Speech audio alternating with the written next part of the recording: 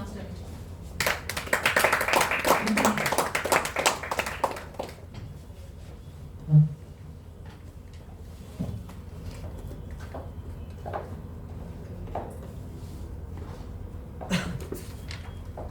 A quiet evening.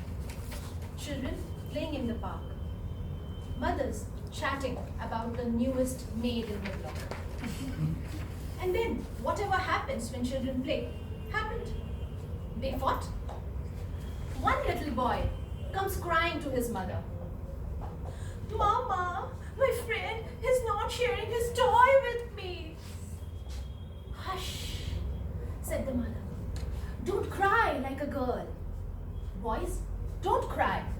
Are you a girl? I was a silent spectator. But suddenly, the feminist in me woke up with a sword. Madam, you have just committed a grave offense against half of the population in this world by typecasting girls as weak. Girls, don't cry. I wanted to say this, but realized she was related to my in-laws. So instead had to say to myself, shh, keep quiet. I wondered, do women really cry as much? I decided to look about myself. And then I met a woman in her 50s. She seemed like an ordinary, affluent Marwari woman. But this ordinary woman had an extraordinary story. She had 3 boys, all of them now in their 30s. All of them suffering from a genetic disorder which had gradually degenerated the muscles in their bodies, gradually confining each of them to wheelchairs.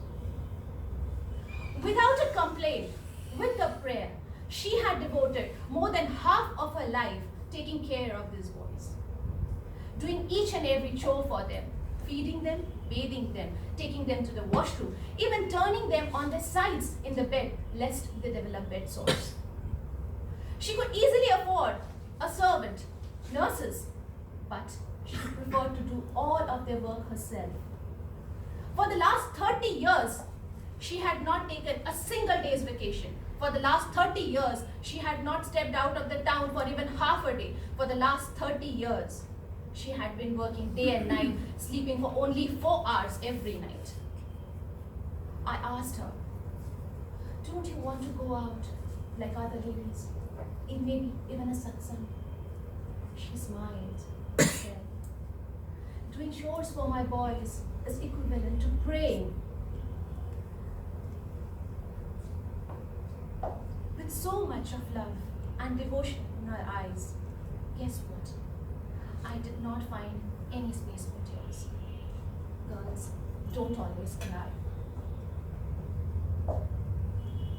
I wanted some more. And then I came across a woman in her 30s. She had just come out of the operation theatre after 6 hours of surgery. She had received 34 stitches on her body from here to here. She was not suffering from any ailment. She had not met with any accident either. The reason for her surgery was that she had decided to donate a part of her liver to her father-in-law, who was suffering from liver cirrhosis. Not her father, not her husband, not her son, not her brother, her father-in-law. The doctors told her, ma'am, you may have difficulty in conceiving a child after the surgery.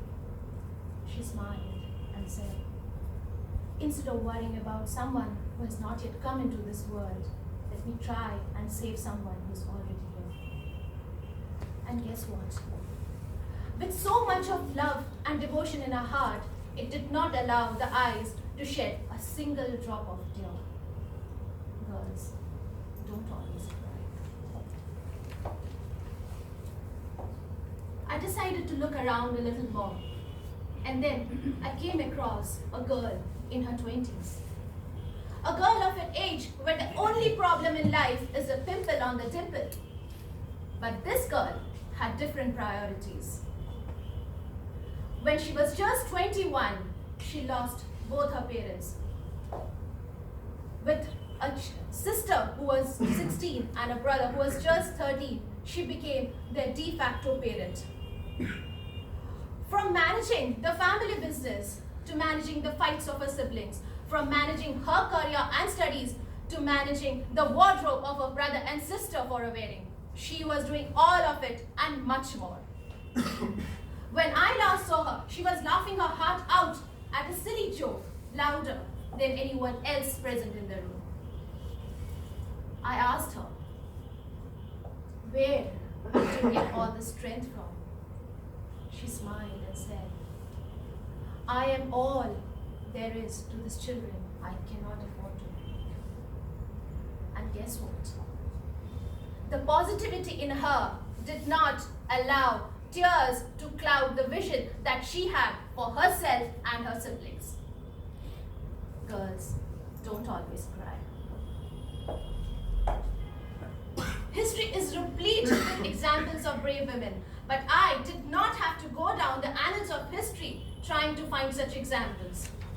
I see plenty of them around me. An aunt or a sister-in-law, a cousin or a friend, when life gave them lemons, they made lemonade out of it.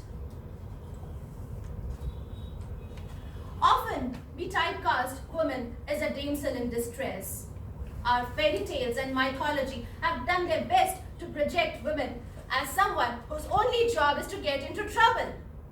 And that trouble is then resolved by some knight in shining armor. It is true that you find less women on the battlefield. But sometimes, a household holds more tales of courage than a battlefield. Sometimes, showing emotional strength requires more courage than showing physical strength. Sometimes, keeping quiet requires more strength than speaking up.